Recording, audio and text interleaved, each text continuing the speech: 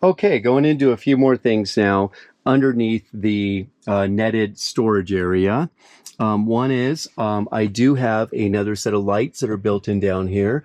I call these my cockpit lights. They're very nice map lights that add a lot of additional light for when needing to see in a map something, you know, when you're reading. There's a couple of them over each of the driver and the passenger seats, and that's a lot of extra lights. You can see up here I have this nice big added switch system, and this provides, I have lights here for my extra an LED light bar in my bumper. I have my really big lights in the overhead roof rack. I have lights on the port side or driver's side on the roof rack, so I can see to the left, see to the right, see also to the rear. So an added auxiliary light to the rear. These can be convenient as well. If somebody's got high beams on or something behind me, I can turn those on briefly to let them know I'm that their lights are bright. I have what I call my hallway lights, which give me just an extra set of lights that go all the way down the ceiling here to the rear. So if when driving, I can simply turn those on. If it's something's sliding around or something, I can easily get to see what's going on, or look in the rearview mirror and see something in the back, or help just provide a little extra light for somebody if they're need to see something inside. The cockpit lights I just showed you, these map lights here, and then also my air compressor that I can turn on, so I can actually reach in from the passenger door, turn this on from the ground, or I can of course turn it on so while driving, and that's typically what I do. Up here in the dash I actually have a air compressor gauge, and what I'm going to do right now actually is start the vehicle up, and you can see that air pressure gauge goes ahead and lights up, and it tells you both analog and digital.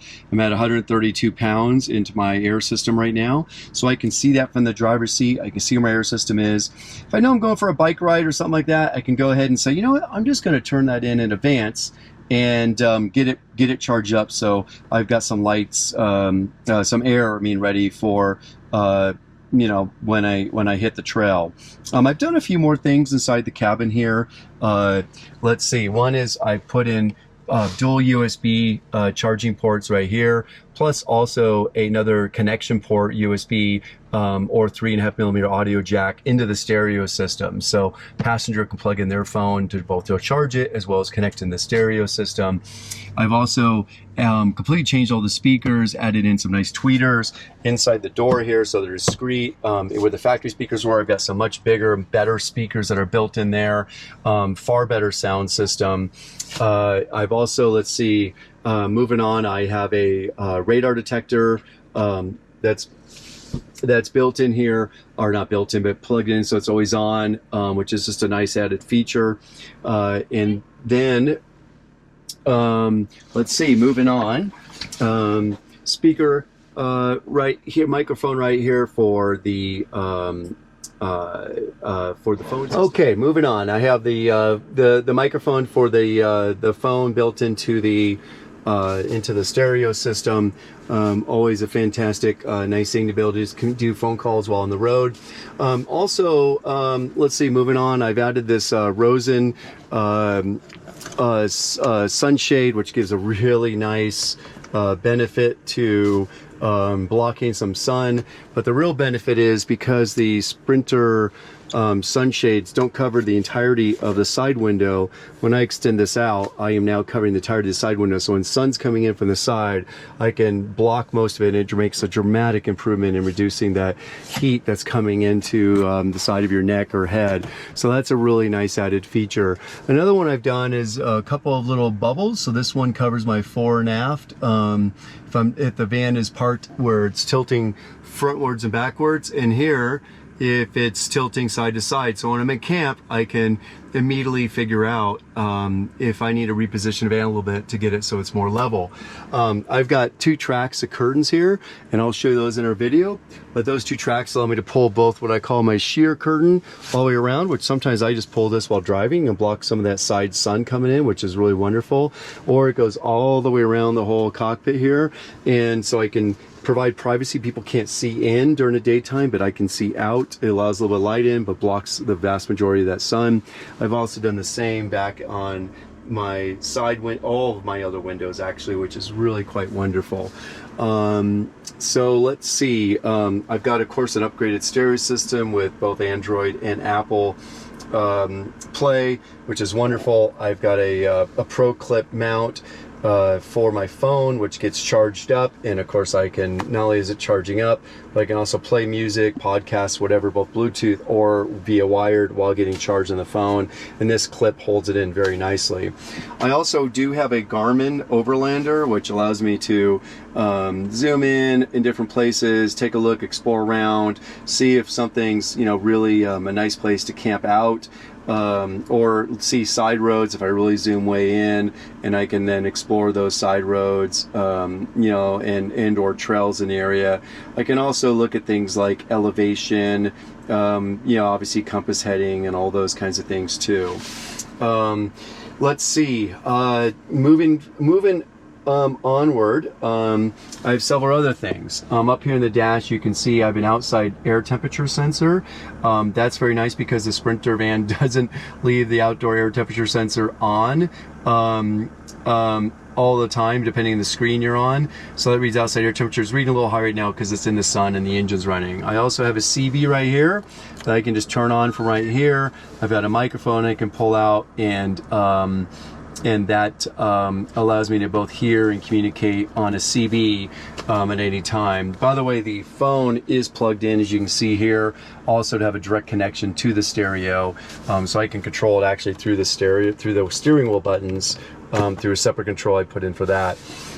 Also up here in the front, sorry, it's a little hard to get in there with the what I'm holding right now, but up here in the front I have, and I don't know how well you're going to see this, but 3 different voltage gauges. One is for the starter battery, one is for my auxiliary battery, which is the factory auxiliary battery, and the other is for the house battery. So I can see what's going on. I can see that the house battery is now getting charged from the other battery system, and I've got this little sunshade over it, which a lot of sun's coming right now, but it's still readable to me. Hopefully it is a little bit in the video, but that helps block it when the sun's coming directly down.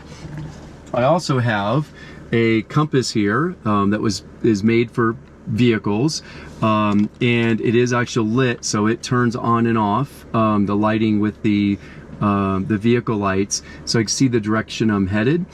The manual compass, and then here I have my ham radio with 2 different frequencies that I have in this, and so I can turn this on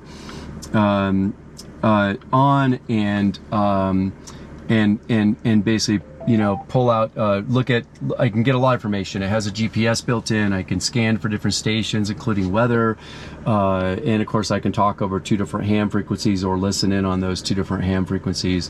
And like I said, it does have multiple, even has a built-in compass. It's got GPS. It's still out, you know, this is the elevation. It's still collecting at the moment satellites, so its accuracy, as you can see, there's no satellites really shown yet. Still, it'll start pulling these in here within a minute, and that'll start pulling up and improving the accuracy of the GPS, which is very accurate once all those satellites pull in.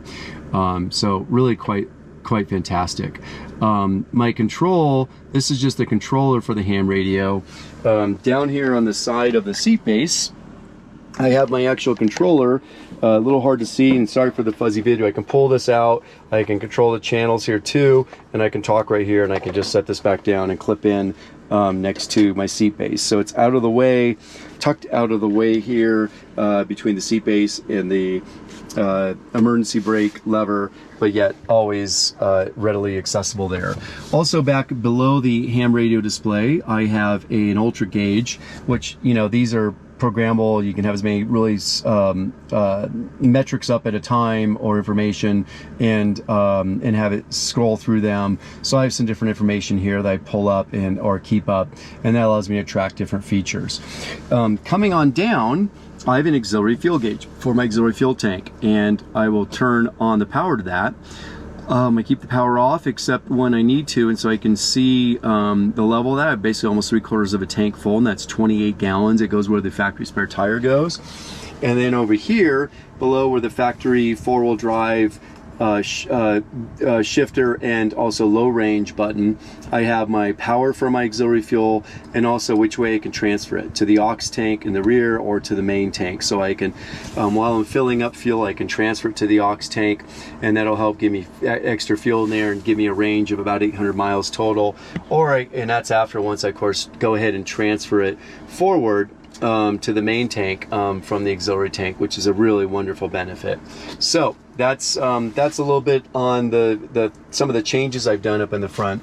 I'm going to go over one more change that I've made that might be certainly of interest, and this one's a little bit harder to see and all, but I also put in a USB port, charging port into this cubby up here, which allows me to put devices up here and charge them up and have them handy and accessible while driving, and or out of the way. But also you can see I have these drilled holes here. I put in a small computer fan here, the little temperature controller, and that temperature controller turns automatically and ventilates air out, through this space, so the space doesn't get too hot. I notice it can get really hot when it's in the sun, and things like chapstick, or chewing gum can get kind of really heated up. But this fan makes a dramatic difference. This little fan's amazing. Instead of getting up here, into the 100, probably 20, 140 degrees, it'll keep it at somewhere between, say, 80 and 100 at the most. And so things, like chapstick, don't melt and spill over in here. They stay solid simply by moving air through, even even when it's sunny out. So that is a wonderful little feature, and that's embedded in there and certainly runs off the auxiliary power. So there you go. There's a bit of the overview of my cockpit and some of the added features I've done, and I'll go over some more features later that I really like and enjoy, and hope you enjoyed this video. Please subscribe, and look forward to sharing more with you.